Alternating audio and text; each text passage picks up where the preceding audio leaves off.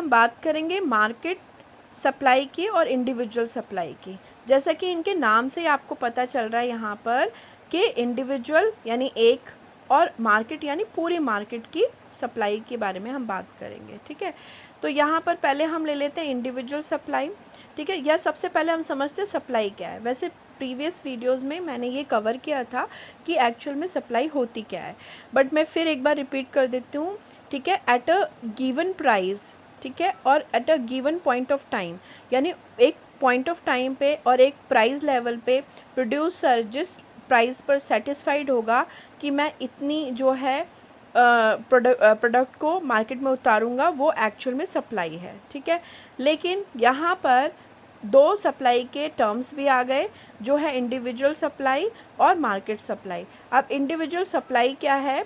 जो आपका offered for sale by individual firm, यानी इंडिविजुअल फर्म जो है वो डिफरेंट प्राइस पे कितनी कितनी क्वांटिटी को वो मार्केट में सेल के लिए उतारना चाहेंगे, वो होगी आपकी इंडिविजुअल सप्लाई। एक फर्म अपने डिसीजन लेती है, और फर्म किस हिसाब से डिसीजन लेती है? जो उसने कॉस्टिंग लगाई होती है और जो उसे मार्केट में प्राइस मिल रहा होता है। अगर उस प्राइस पर उस टाइम पर वो सेटिस्फाइड है उस प्राइस पे, तो वो उस हिसाब से मार्केट में सप्लाई को उतारेगी। अब बात करते हैं हम मार्केट सप्लाई की। ठीक है, मार्केट सप्लाई क्या होती है? Offered for the sale, sale के लिए ऑफर करना। ठीक है, डिफरेंट, ऑल, सारी के सारी। ठीक है, अब यहाँ एक नहीं है। ठीक है, इट इज़ नॉट एन, एक नहीं है, यहाँ ऑल है। ऑल जो इंडिविजुअल फर्म्स हैं वो सब मिलकर डिफरेंट प्राइस पे जितना जितना टोटलिटी में जितना सप्लाई को उतारेंगे मार्केट में, ठीक है, वो टोटल जो अमाउंट होगा वो मार्केट सप्लाई है।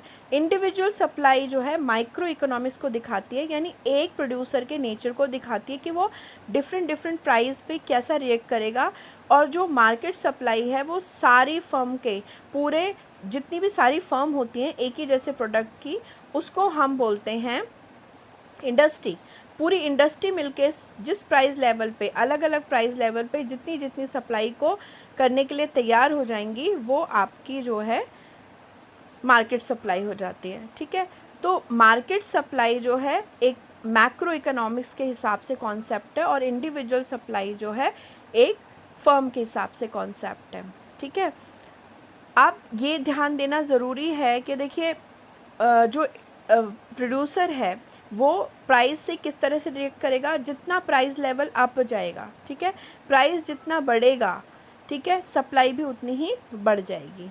ठीक है, ये एकदम जो प्राइस और सप्लाई का रिलेशन पॉजिटिव है, बिकॉज जो प्रोड्यूसर है उसको बेनिफिट ज़्यादा प्राइस पे बेचने पे ही होगा, इसीलिए सप्लाई प्राइस के साथ पूरी तरह पॉजिटिवली रिलेटेड होती है।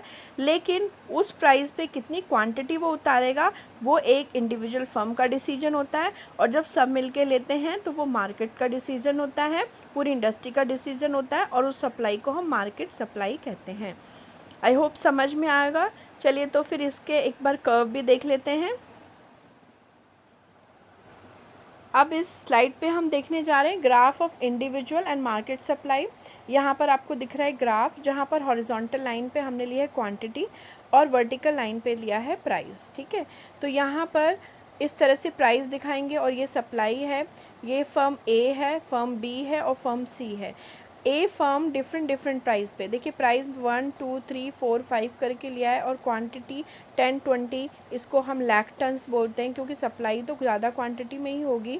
तो ए फर्म डिफरेंट, जैसे जैसे प्राइस बढ़ रहा है वैसे वैसे सप्लाई बढ़ा रही है, और बी फर्म का भी नेचर दिख रहा है आपको इस तरह से बढ़ता हुआ, और सी फर्म का भी। हालांकि इनकी सप्लाई लेवल जो है वो अलग अलग हैं, क्योंकि हर फर्म का अपना एक कैपेसिटी ऑफ प्रोडक्शन होता है, जितना उसने इन्वेस्टमेंट किया होता है, जितने उसके पास रिसोर्सेज होते हैं, उस हिसाब से उसकी सप्लाई होती है। बट एक चीज़ फैक्ट है कि ये पॉजिटिवली स्लोप्ड ही होंगे सारे के सारे।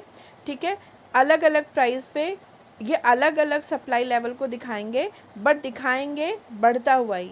प्राइस बढ़ रहा है तो सप्लाई भी बढ़ ही रही है, बिकॉज सप्लाई का प्राइस के साथ पॉजिटिव रिलेशन होता है। यहाँ पर आप देख रहे हैं ए प्लस बी प्लस सी, तीनों फर्म को जब हमने ऐड कर दिया, तीनों फर्म की जब हमने सप्लाई को ऐड किया, तो ये पूरी मार्केट सप्लाई को दिखाते हैं, यानी कि पूरी मार्केट, पूरी इंडस्ट्री की सप्लाई को दिखाते हैं। और वो कर्व है ये वाला कर्व, ठीक है, आप देखिए सबसे बाद में है ये कर्व, ये सबसे बाद में क्यों है, क्योंकि ये सारी क्वांटिटी को दिखा रहा है, तो ये सबसे ज़्यादा क्वांटिटी को शो कर रहा है।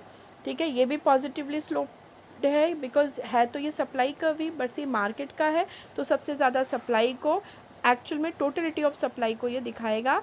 तो ये फर्म ए, ठीक है, प्लस फर्म बी और plus firm C, total production और total supply on different price को पर शो करेगा।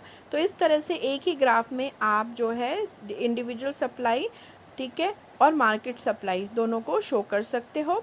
ग्राफ बहुत इजी है, बेस लाइन पे आप लीजिए क्वांटिटी, वर्टिकल लाइन पे लीजिए आप प्राइस, और आप पॉजिटिवली स्लोप बनाइए सारे के सारे ग्राफ को।